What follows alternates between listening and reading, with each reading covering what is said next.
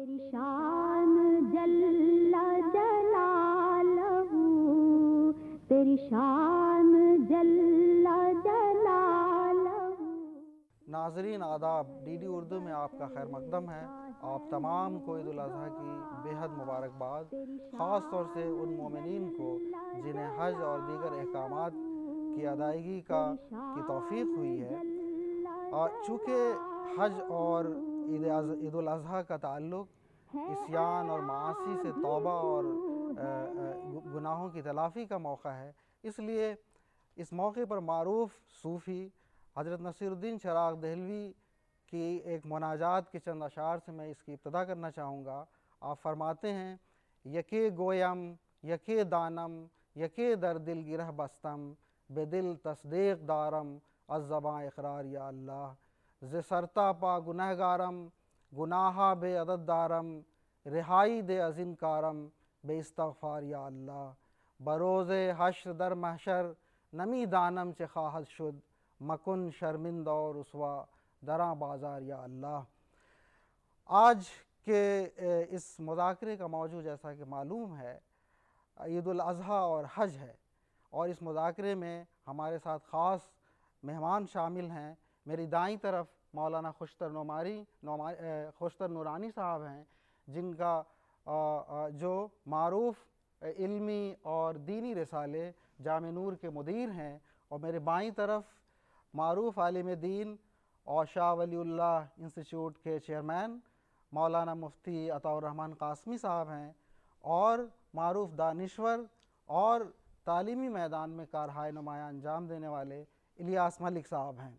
میں اس پروگرام کی ابتدا میں عید الاضحیٰ کے حوالے سے مفتی صاحب سے سب سے پہلے میں اس کی ابتدا کرنا چاہوں گا اور جاننا چاہوں گا کہ آپ عید الاضحیٰ کا جو تاریخی پس منظر ہے اور اس کے احکامات کے تعلق سے مختصراً اس پہ روشنی ڈالیں ہمارے ناظرین کے لیے۔ بسم اللہ الرحمن الرحیم، بہ نستعین۔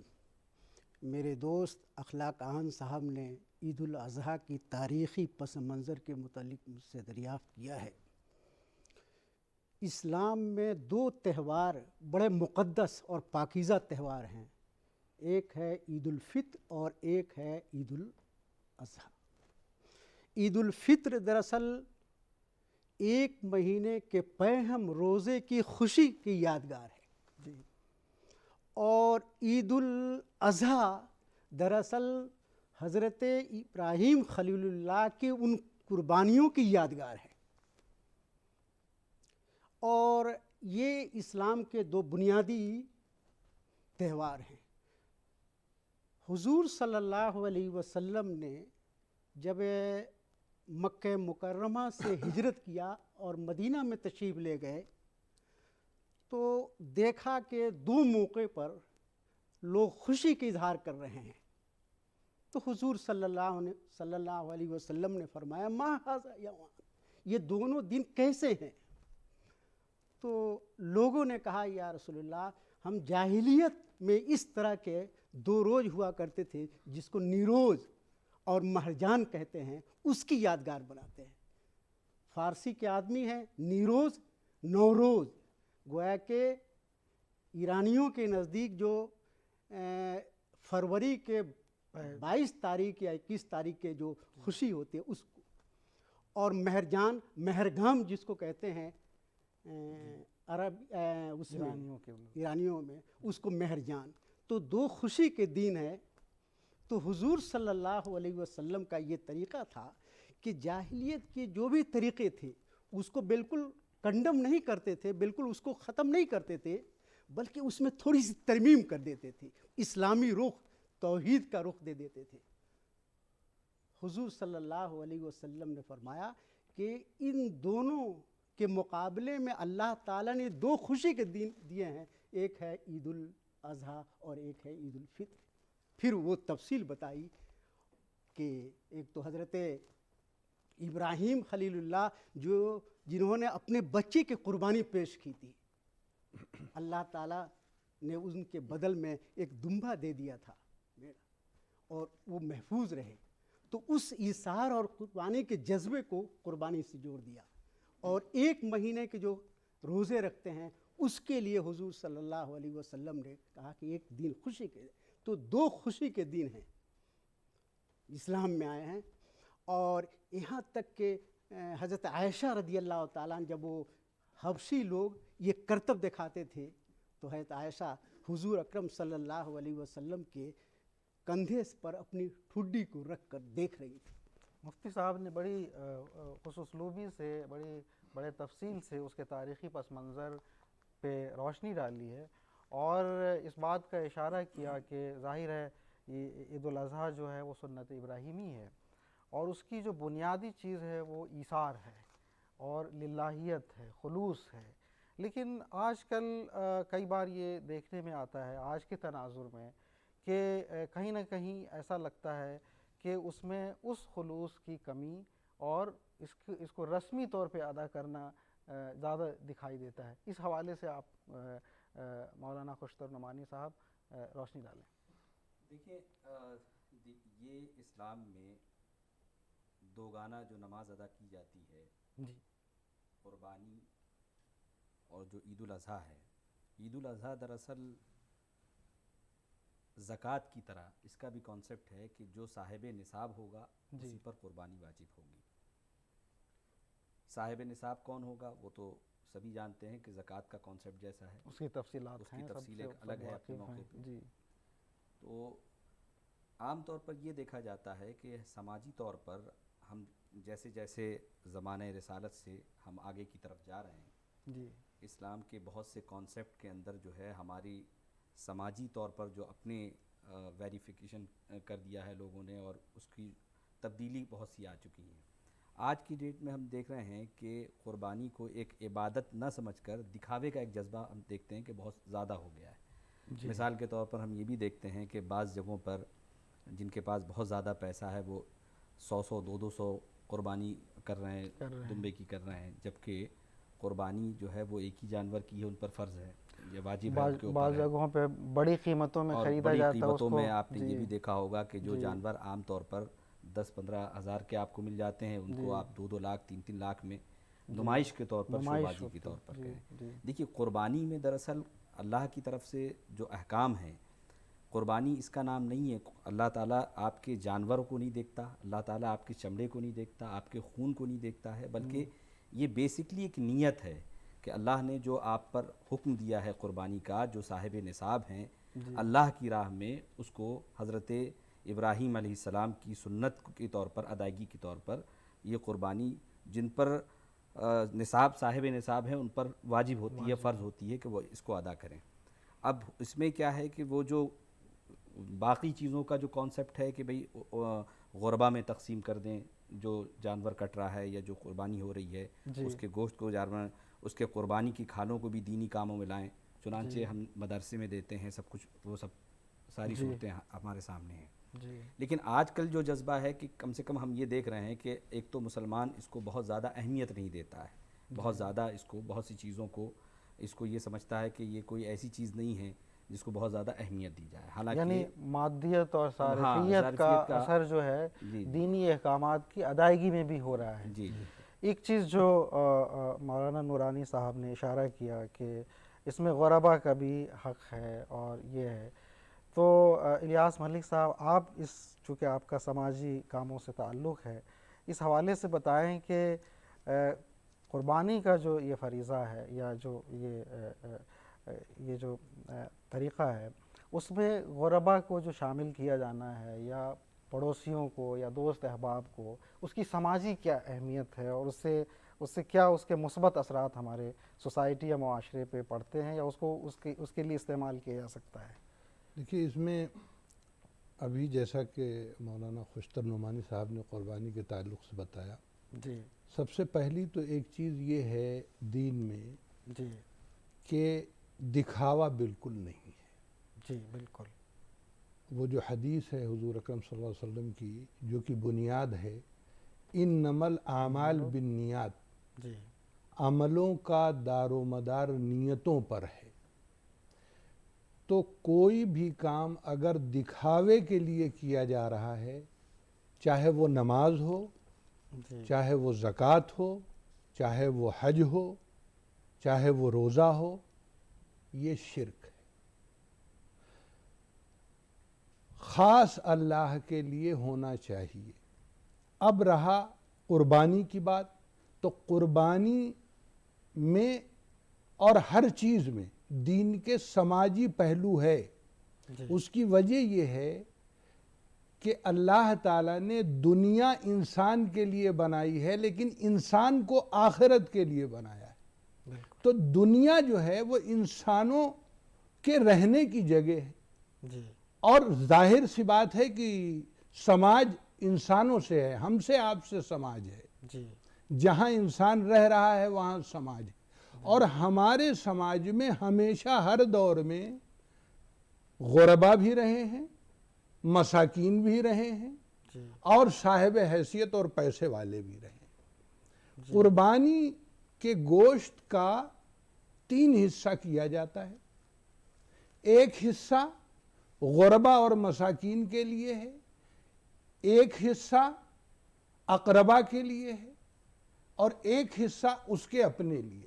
اب آپ یہاں یہ غور کیجئے کہ کس قدر عدل ہے کہ اس میں وہ اپنے لیے جو خوشی منا رہا ہے، کیونکہ جیسا کہ ابھی مفتی صاحب نے کہا تھا کہ یہ خوشی کا دن ہے. بالکل. اور اس خوشی کے دن میں ان لوگوں کو جو بیچارے اس لائق نہیں ہیں ان کو بھی شامل کیا جانا ہے، اقربا کو بھی شامل کیا جانا ہے، کیونکہ اقربا کی اہمیت الاقرب الاولیٰ، اور خود اپنے یہاں.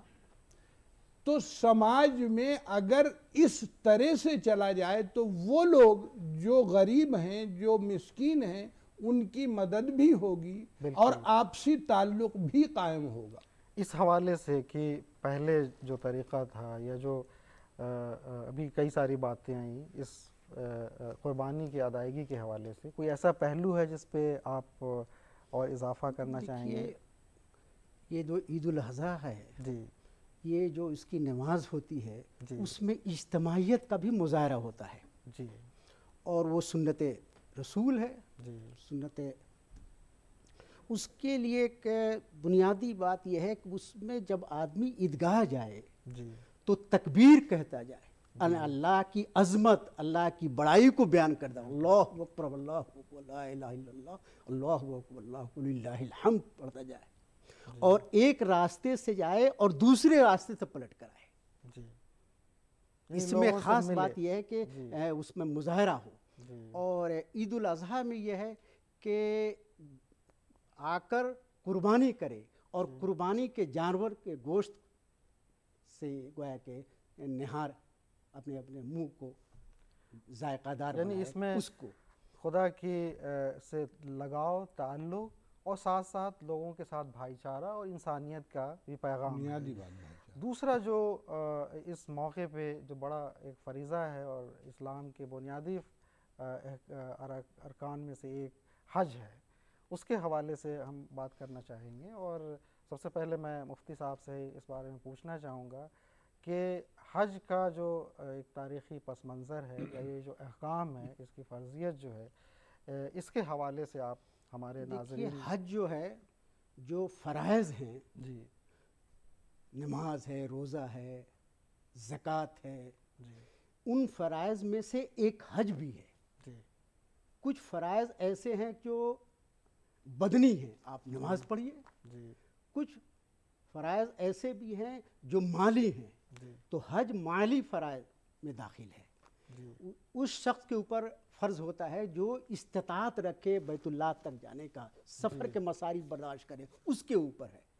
اور اگر ایسا شخص ہے جو حج کے استطاعت رکھتا ہے اور اگر وہ حج نہیں کرتا ہے، اس کے لیے آقا نامدار صلی اللہ علیہ وسلم کا فرمان موجود ہے کہ جب وہ مرے گا تو مجھے معلوم نہیں ہے کہ وہ جاہلیت کی موت مرے گا یا یہودی ہو کر مرے گا یا نصرانی ہو کر. یہ سخت ترین وعید ہے. اس فرضیت میں صرف مالی حالت کا ہے یا جسمانی اور صحت کا بھی ہے؟ اس کے لیے ہے کہ سفر کے راستے ہموار ہوں، وہاں دشواری نہ ہو، پرخطر راستے نہ ہوں، اور صحت بھی ہو اور مالی استطاعت بھی ہو. اگر یہ سب جمع ہو جاتے ہیں اور پھر بھی اگر حج نہیں کرتا ہے تو اس کے لیے سخت ترین وعید آئی ہے کہ اس کی موت کیسی ہوگی، کچھ نہیں ہے. اور اس کی ادائیگی کا کیا موقع ہوتا ہے؟ اس پہ کچھ آپ اس کی ادائیگی کے وہی جو موسم ہے ذی‌الحجہ کا مہینہ ہوتا ذوالحجہ ہے، کے وہ مہینے میں جی اس میں قربانی ہے، مینا میں جانا ہے اور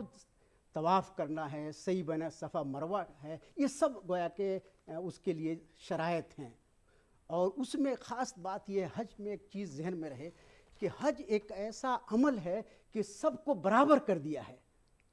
بادشاہ ہے، وقت بھی جا رہا ہے تو وہی ایک کپڑا پہن کے جا رہا ہے، ایک سادہ مساوات کی اور تعلیم برابری، ہے۔ اور ایک جگہ ایسی آتی ہے کہ وہ رات کو سونا ہے، جی اس پر چھت نہیں ہے، زمین پر سونا ہے، جی اس میں سب کو سونا ہے، بادشاہ ہو، امیر ہو، غریب ہو، فقیر ہو، جو بھی ہو، اگر گیا ہے تو وہ مساوات۔ تو اسلامی احکام میں جب آپ غور کریں گے اس میں مساوات اور برابری کا عنصر موجود ہے۔ منصور موجود ہے، یہ انتہائی اہم چیز ہے۔ لیکن ایک چیز خوشتن نورانی صاحب دیکھنے میں جو آج کل آ رہی ہے کہ حج کا فریضہ بھی جیسا کہ ابھی ذکر ہوا قربانی کے حوالے سے، چونکہ آج کی جو سوسائٹی ہے اس میں ایک بڑی بیماری جو نظر آ رہی ہے وہ صارفیت، کنزیومرزم اور رسموں کے طور پہ، دکھاوا کے طور پہ، تو کئی بار یہ دیکھنے میں آتا ہے اور محسوس ہوتا ہے کہ لوگ حج ادا تو کرتے ہیں لیکن ایسا لگتا ہے کہ وہ صرف ایک عام سفر کر رہے ہیں، تفریحی سفر ہوتا ہے، سامان خریدنے اور لانے پہ زیادہ توجہ ہوتی ہے۔ اس حوالے سے آپ ڈالیں گے، کیونکہ تمام چیزوں کا تعلق جو ہے وہ اس پیغام سے ہے جیسا کہ مفتی صاحب نے بتایا، اور للہیت سے، اپنے آپ کو جو سب سے ہمارا جو رب ہے اس سے جوڑنے کا ہے تعلق۔ جی جی دیکھیے، اسلام میں حج جو ہے، اسلام کے جو 5 ارکان ہیں بنیادی، جی اس 5 ارکان میں سے ایک 5واں رکن جو ہے وہ حج ہے۔ جی قرآن شریف میں آیا ہے کہ الحج من استطاع الیہ سبیلا، حج جو ہے اس کے لیے ہے جو اس راہ میں استطاعت رکھتا ہو۔ جی جیسا کہ ابھی ذکر ہے۔ جی اس لیے کہ دیکھیے اسلام ایک ایسا نظام ہے کہ انسان کی حیثیت سے بڑھ کر اسلام جبر کسی چیز پر نہیں کرتا۔ قرآن شریف کی ہی آیت ہے کہ لا یکلف اللہ نفسا الا وسعہا، کہ انسان کی جو حیثیت ہے، جو استطاعت ہے، اس سے زیادہ تکلیف اور پریشانی میں اللہ کسی بھی انسان کو مبتلا نہیں کرتا ہے۔ حج بھی اسی طرح سے ہے۔ لیکن ہم یہ دیکھتے ہیں کہ پہلے ایک اپنے زمانے میں ہم بچپن میں دیکھا کرتے تھے، پہلے جو کانسیپٹ تھا کہ جب کوئی حج پہ جاتا تھا تو اس کے اندر جو تقدس مآبی جو پیدا ہوتی تھی، ہم دیکھتے تھے کہ وہ اہتمام اور وہ آہوازاری اور جو جانے کی تڑپ، وہ ساری چیزیں، اور وہ جب جاتا تھا سماج سے نکل کر تو وہ یہ سمجھ کے جاتا تھا کہ شاید اب میرا یہ آخری سفر ہے، میں پلٹ کے نہیں آؤں گا۔ راستے پرخطر تھے اور سمندر کا سفر، ایک مہینہ سمندری جہاز پر جو ہے سفر کر رہا ہے، ڈاکو لوٹ لے کہ جہاز غرق ہو جائے، کیا ہو جائے، بہت پریشان کن اور بہت تکلیف دہ سفر تھا۔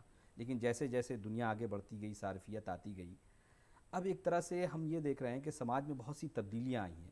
آج وہ ذہن نہیں ہے۔ اچھا، پھر جب وہ واپس آتا تھا حج کرنے کے بعد تو گویا وہ اللہ کی بارگاہ میں کھڑے ہو کے اللہ کے گھر کے سامنے یہ عہد و پیمان کر کے آتا تھا کہ اب ہم اپنے آپ کو ایک نیک بندے کے طور پر، اللہ انابت اللہ، رجوع اللہ، اللہ کی طرف اب ہم رجوع ہے، خرافات، برائیوں سے اپنے آپ کو دور کرنے کا ایک عہد اور پیمان ہوتا تھا۔ کبھی وہ عہد کرتا تھا اور واقعی وہ اس پر گامزن ہو کے دکھاتا تھا کہ وہ کبھی جھوٹ نہیں بول رہا ہے، غلط کام نہیں کر رہا ہے، بے ایمانی نہیں کر رہا ہے۔ لیکن آج ہم دیکھتے ہیں کہ لوگ حج کر کے واپس آ رہے ہیں، ان کے رویے میں کوئی تبدیلی نہیں آ رہی، رویہ وہی ہے، جس طرح ظاہری رویہ تھا اس طرح باطنی بھی رویہ بھی وہی ہے۔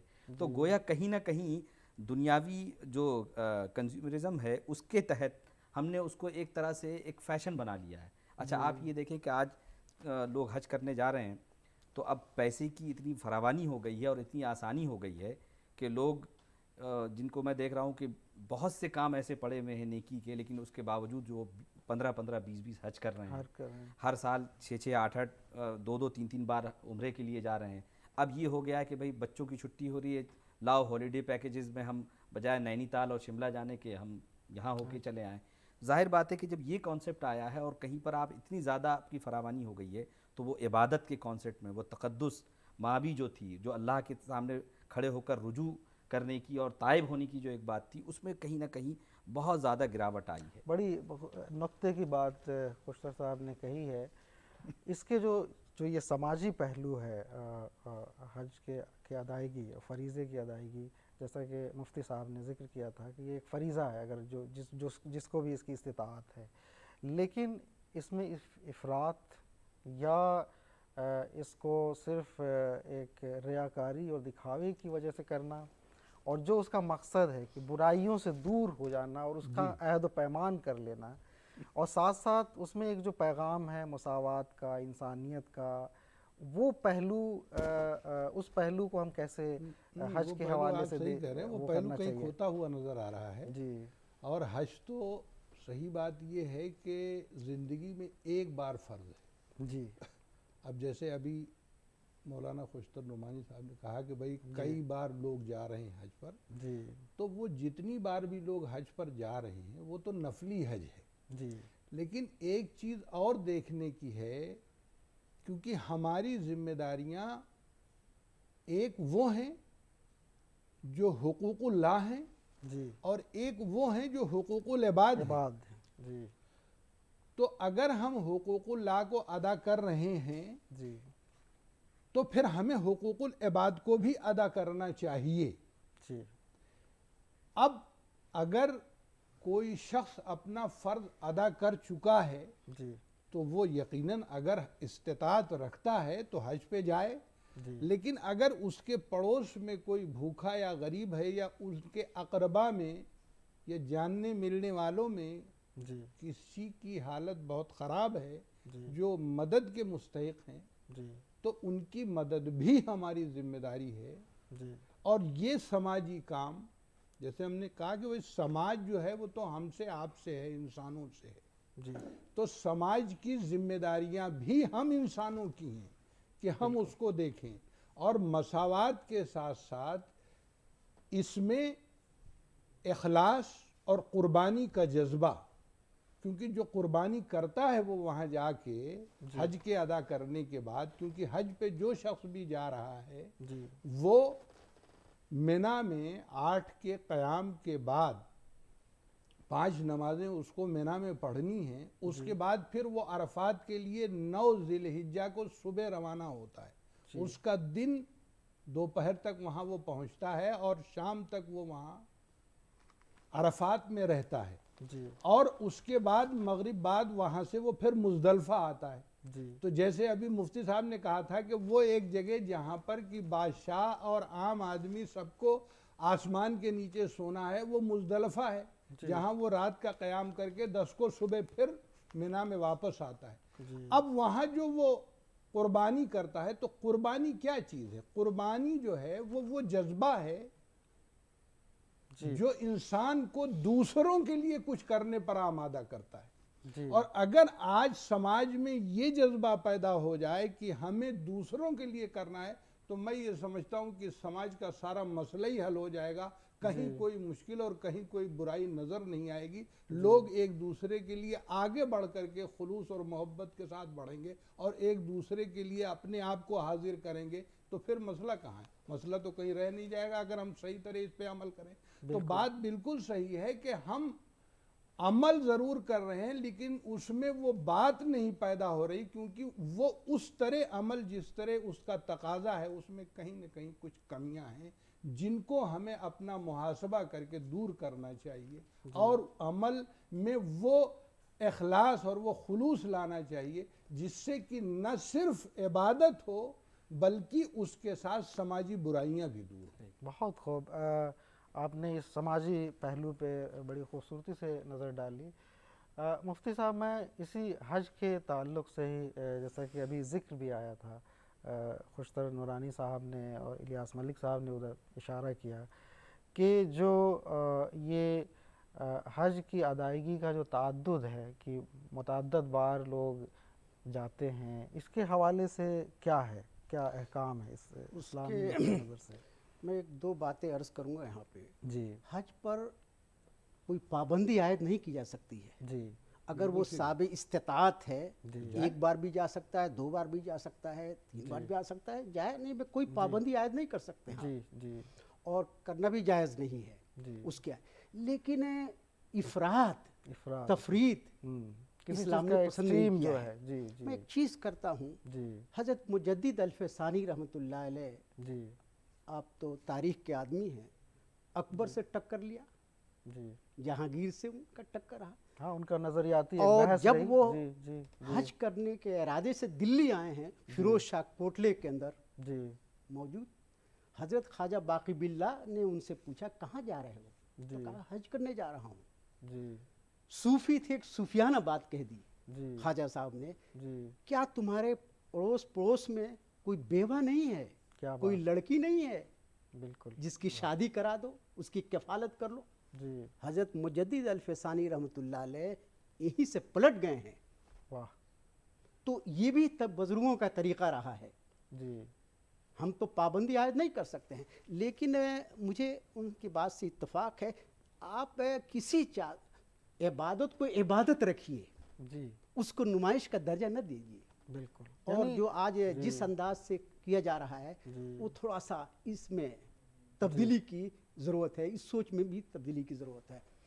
एक चीज़ मैं अर्ज़ करना चाहता हूँ, आप तारीख़ के आदमी हैं, एक नासिर खुसरू जी, बहुत बड़े बहुत बड़ा शायर और जानते हैं, जी उन्होंने एक वाक़या लिखा है, एक मुकालमा नकल किया है। जब उनके दोस्त हज से वापस आए हैं जी तो उनसे सवाल किया नासिर ने, अच्छा ये बताओ, जब आम कपड़ों को जिस्म से जुदा कर दिया और एहराम बांध लिया तो तुम्हारी क्या कैफियत थी, जी उस वक्त के तुम्हारे क्या तसुरात थे? जी फिर पलट कर खुसरू साहब ने कहा, ये बताओ कि जब तुम बैतुल्लाह में दाखिल हो गए, जी। क्या इज वो इनकसार का वही जज्बा था जो हज़रत इब्राहिम का था? जी फिर पलट कर कहा, जब कुछ तुम अरकान अदा करने लगे, क्या तुमने वही, तुम्हारे अंदर वो अनानियत थी या ख़त्म हो गई थी, जैसा कि असहाबे कहफ के अंदर अनानियत ख़त्म हो गई? बेशक, यानी ये कि तो एक और जी, उसके बाद फिर कहा कि जब तुमने कुर्बानी दी, जी वही सोचने की बात है, तुमने कुर्बानी की, क्या तुमने अपने नफ्से लईम की भी कुर्बानी की? अगर अपने नफ्से लईम की कुर्बानी की है तो ठीक है, क्या तुम्हारे आने के बाद फिर जज्बा है हम मक्का जाएं, मदीना जाएं? अगर ये जज्बा है तो तुम्हारा हज कबूल, और अगर ये जज्बे नहीं है, ये जज्बों से नहीं किया है, तो तुमने अपना वक्त और अपना पैसा ज़ाय किया। नहायत अहम गुफ्तगू रही, और इससे आखिरी तौर पे हम यही कह सकते हैं कि हज हो या ईद उल अज़हा, उसका जो बुनियादी पैगाम है वो ख़ुद को खुदा से जोड़ने के साथ साथ खुदा के बंदों से, जो ज़ाहिर है खुदा की तख्लीक हैं और खुदा उन्हीं को पसंद करता है जो उनके बंदों के लिए आगे बढ़ते हैं। इंसानियत, मुसावात, हमदर्दी, ये दोनों पैगाम हैं हज के भी और ईद उल अज़हा के भी। इसी के साथ मैं अपने तमाम इस मुज़ाकरे में शामिल मौलाना खुशतर नूरानी साहब, इलियास मलिक साहब और मुफ्ती अताउर रहमान साहब का नहायत शुक्रिया अदा करता हूँ, और इसी के साथ खुदा हाफिज़। तेरी शान जल्ला जलालहू, तेरी शान जल्ला जलालहू, है आया भी तू है नेहा भी तू है, यहाँ भी तू है वहाँ भी तू है, यहाँ भी तू है वहाँ भी तू, के तू ही तू अपना है खुद पता, तेरी शान जल्ला जलालहू।